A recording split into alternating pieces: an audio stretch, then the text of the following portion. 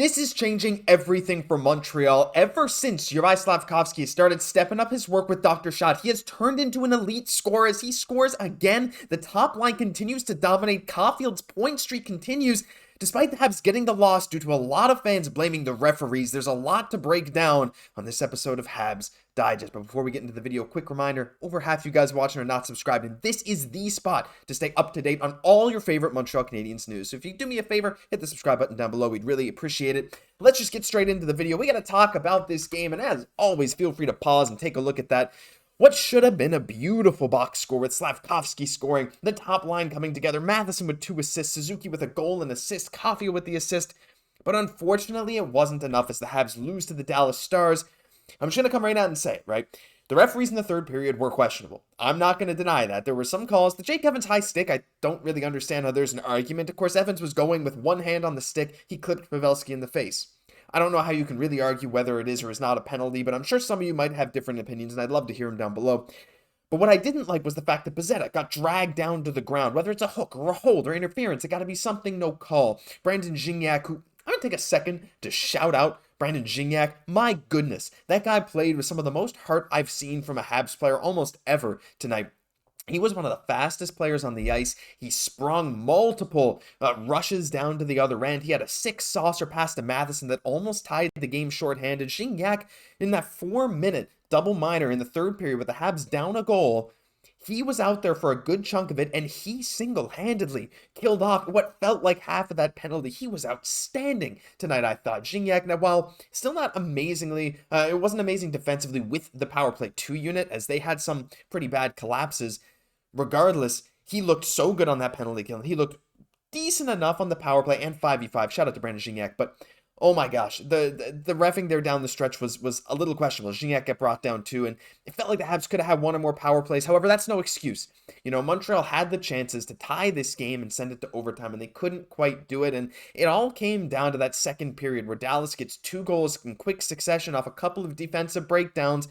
And there's not much Monty could have done, right? I mean, a couple great play shots. It was what it was. The Seguin goal, again, later in the game to make it 3-2 for Dallas, came off of a defensive breakdown from the power play 2 unit that was still on the ice after a power play that had to scramble defensively. They didn't look like they knew what they were doing, and that sequence ended up leading to a goal. But I'm not going to harp on the negatives. Whatever you think about the referees, yes, maybe the Habs could have had more opportunities, but I thought they had more than enough chances to at least tie this game, and I don't want to say the referees were the fault, that were the reason the Habs lost this game. But let's turn to the positives. That's what we're all here for, right? The positives. We got to start. Actually, we're going to start with Marty. Shout out to Marty. It's 2-year coach anniversary for Coach Martin St. Louis, which, funny enough, actually makes him top 10 in the NHL for longest tenured coaches. Yeah, that's right. He's 10th longest tenured, and he's been with the Habs for 2 years. That just shows you what the coaching carousel can be like in the NHL. A shout out to him. I thought he coached a great game. I mean, you know, I don't know. They do what they do. And Marty has been nothing but great. Nothing short of fantastic for this team so far. Clearly, he connects with the players. He gets the most out of them, and it was never more evident than tonight in the game where this afternoon, Montreal was down 3-2. They go double minor. Montreal is the 30th ranked penalty kill in the National Hockey League, facing Dallas, who is 3rd in the NHL in standings, top of their division in the Central. And Montreal looked like they were better than Dallas. Well, Dallas was on the power play. Montreal had way more chances in that final penalty kill. It was maybe the best penalty kill Montreal has had all season. Mike Matheson just showing up so strongly on that penalty kill. Like I mentioned, Brandon Xhekaj, among many other guys. It was a phenomenal effort. And at one point, Armia also had a break, and he had the open net after a nice dangle, but he just put it, I believe it was high. So many great chances to end the game. But that's the thing, like, this was one of the more entertaining games of the entire season for Montreal. And yes, it came down to the wire and Montreal ended up getting the loss, but I feel like most Habs fans were just like, this is the fact that the Montreal Canadiens, a team near the bottom of the standings, who just traded away Monahan, are expected to maybe sell a little more towards the trade deadline. The fact that they kept up with the Dallas Stars, and if it wasn't for like a 2-minute span in the second period, could have come out on top of this game thanks to stellar goaltending from Montembeault and even though the power play didn't score, they looked revolutionized. They had a ton of amazing chances, and they should have scored in this game with Newhook on that first power play. Looks amazing. The fact that Montreal can do that is just music to our ears. But we're going to break into the specific players. Now, we got to start with Slaf. Juraj Slafkovsky, as the Habitant on X tweeted, he has scored 3 straight beauties in the last 2 games. 6 goals, 8 points in his last 9, 15 points in his last 20. He's on a 60-point pace over the last 2 months. Well, let's put it even better. In his last 6 games, Juraj Slafkovsky has 6 points and 4 goals. Again, in his last 3-game goal streak as well. In his last 3 games, he, of course, has 4 goals. And tonight's goal, oh man, was it a snipe. Take a look at this, right? I mean, look at the sharp angle. Now, does this remind you of anything? Well, as I tweeted out during the game, this reminds me a lot of his goal versus the Boston Bruins earlier this year. It's Nick Suzuki behind the net, feeding a pass to Slav from a sharp angle, and he puts it short side from what looks like an impossibly tight angle right here. He puts it short side, and you can see the puck right there in the back of the net in that screenshot. Just like that Bruins goal, Slav is...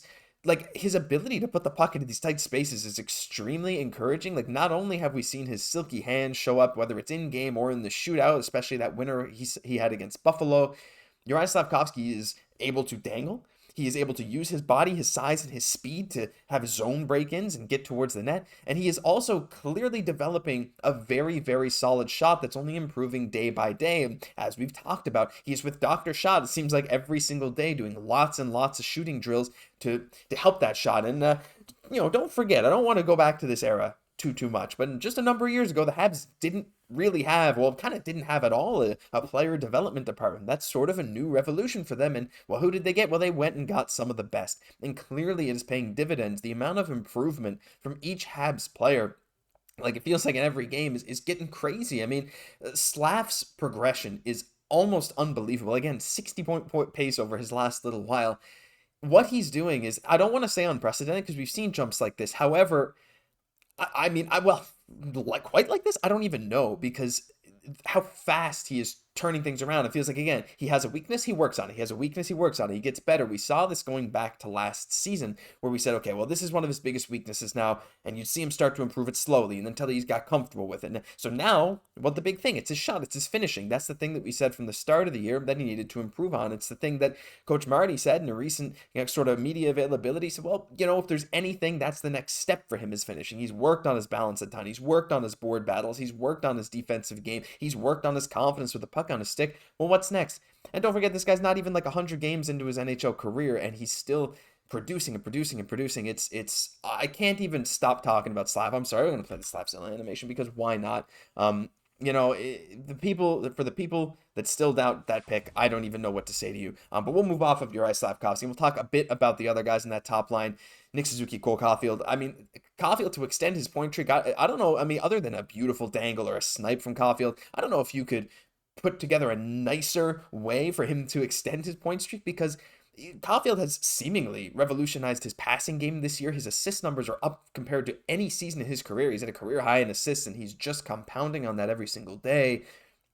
And his pass from his own zone, he saw Suzuki streaking up the wing. From his own zone, he banked it off the far boards to Suzuki, who gets it just inside the blue line and absolutely snipes at top cheddar over Jake Ottinger. What a way to continue that point streak. And I see that guy on Twitter bought the poulet rouge again. I guess he's going to have to do it tomorrow because that point streak is still going. We're at 11 games now. Slafkovsky's on a 4-game point streak of his own. Suzuki is, he's piling up the points. He is, I believe, on 76-point pace now. It might even be better after his performance today. So things are just going great. Now, yeah, there were some drawbacks. There were some rough penalties. That Jake Evans double minor late in the game really cost Montreal, and Struble had a tripping penalty there at the end of the second period, right after Montreal scored. So it's like some momentum killing penalties for sure. But again, that penalty kill late in the third was one of the best I've seen from this team. The heart that this team is showing coming out of the All-Star break is amazing. We'll just see how they bounce back tomorrow, because it's another 1 p.m. start tomorrow. They got to go back to back after working their butts off against the Dallas Stars, and I'm going to be there. I'm going to be at that game versus St. Louis. So if any of you are at the game, feel free to come up and say hi if you see me. I don't know if you will. My seats are up in the 300 level. So if anyone's up there, you see me walking around, say hi. But I'm excited for tomorrow's game. Looking to see if Caufield can continue his point streak, looking to see if Slav can continue his 3-game goal streak, even despite the loss. This is kind of ideal, is it not? A loss for Montreal puts him in a better spot in the draft lottery position, but they showed heart. They showed some of the best attributes a team can show against one of the top teams in the NHL tonight. So you get closer to the number 1 overall pick, and you have a wonderful game. I don't think it gets better than that, but I'm going to end it there. That'll do it for this episode of Habs Digest, and expect maybe another video later tonight for myself and Jesse. We got some other interesting news news to talk about, so you'll definitely not want to miss it. And if you enjoyed, leave a like, comment, subscribe to the channel. We're on the road to 11,000. We're very, very close, and if you could help us out with that goal, we'd really appreciate it. I've been your host, Josh Gosse. I'll catch you in the next one.